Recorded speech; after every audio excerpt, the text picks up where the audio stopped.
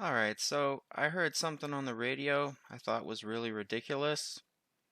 So I've heard the term people who menstruate, I've heard the term people who give birth, but this woman here, she coined a new phrase, persons with the capacity for pregnancy. Here, take a listen. Baby that is delivered alive has value? Yes.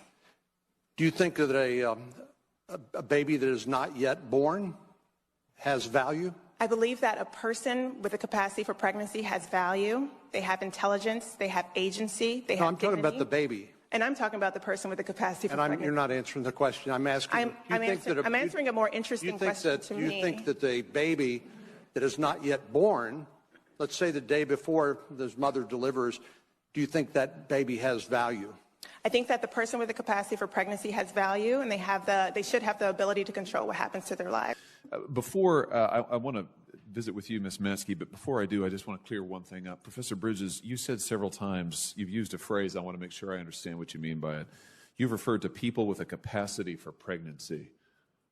Would that be women? Many women, cis women, have the capacity for pregnancy. Many women, cis women, have the capacity for pregnancy. Many cis women do not have the capacity for pregnancy.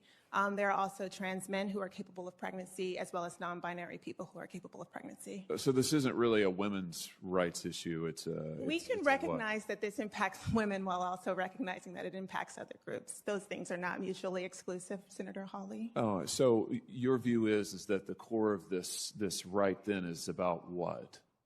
So I want to recognize that your line of questioning is transphobic, and it opens up trans people to violence by not recognizing that. Wow, you're saying that I'm opening up people to violence by asking whether or not women are the folks who can have pregnancies? So I want to note that 1 out of 5 transgender persons have attempted suicide. So I think it's important because of my line of questioning? Because, so we can't talk about it? Because denying that trans people exist and pretending not to know that they exist. I'm denying that trans people exist by asking you if you're talking about women having pregnancies? Do you believe that men can get pregnant? No, I don't think women can get So pregnant. you are denying that trans people exist? And that leads to violence? Is this how you run your classroom? Are students allowed to question you? Absolutely. Or are they also treated like this, where No, they're told that they're opening up people to violence? We have a good time in my class. Alright, so part of me wanted to crop this video a bit to save time, but I thought it was all useful, so I just left it in. So first off, this might sound a bit sexist, but I'm glad I'm not a woman, and I mean biological woman. And why? The left is the side that says we're championing the rights of women, equality for women, but at the same time, they're changing the very definition of woman. People who menstruate, people who give birth, and now this loony, persons with the capacity for pregnancy. This is my opinion, but if I was a biological woman, I would find this to be very dehumanizing. And second thing this woman brought up, when the guy said that only women could give birth, she said that he's transphobic because he's quote-unquote denying trans existence.